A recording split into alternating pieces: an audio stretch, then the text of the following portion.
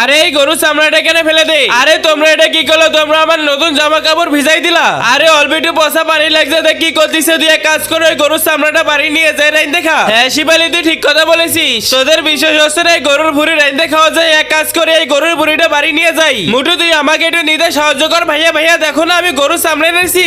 আরে বিউটি অনেক বেশি ভালো হয়েছে। ভাইয়া আমার সাথে একটু হেল্প করো। ঠিক আছে, আমি তোর সাথে হেল্প করবো। রান্না আমার অর্ধেক দিবি। ঠিক আছে ভাই, আমি তোমাকে অর্ধেক দেবো। সর্বপ্রথম এই গরুর চামড়াটা আমি ভালোভাবে গরম পানি দিয়ে পরিষ্কার করে নি। এবারে এই গরুর চামড়াটা ভালোভাবে পরিষ্কার করা হয়ে গেলে হালকা করে আগুন দিয়ে পুরাই নেবো। এবারে গরম চুলোতে 10 মিনিটের জন্য ভালোভাবে সেদ্ধ করে অনেক সুন্দর আকারে গোল গোল করে রেখে দিব। তারপরে কি এসে তা দেখার একটু তেল দিয়ে এবারে মশলাগুলো দিয়ে ভালোভাবে মাখাই নেবো। এই তো হয়ে গেছে। এবারে গরুর চামড়াটা এর ভিতরে দিয়ে অনেক সময়ের জন্য রেখে দিব, যেন ভালোভাবে সেদ্ধ হয়। আমি আগে থেকে একটু ভালোভাবে নেড়ে যেন মশলাগুলো সরা থেকে সরাই যায়। এই তো দেখতে দেখতে আমার রান্না হয়ে গেছে। এবারে উঠিয়ে নিয়ে ভাইয়ের কাছে নিয়ে যায়। ভাইয়া ভাইয়া এই দেখো আমার রান্না হয়ে গেছে, তুমি টেবিলে পরে বসো। ভাইয়া তুমি এখনই গরম গরম এইগুলো খেয়ে নাও। ওয়াও বিউটি, সত্যি তোমার হাতে অনেক জাদু আছে, খেতে অনেক মজা লাগে।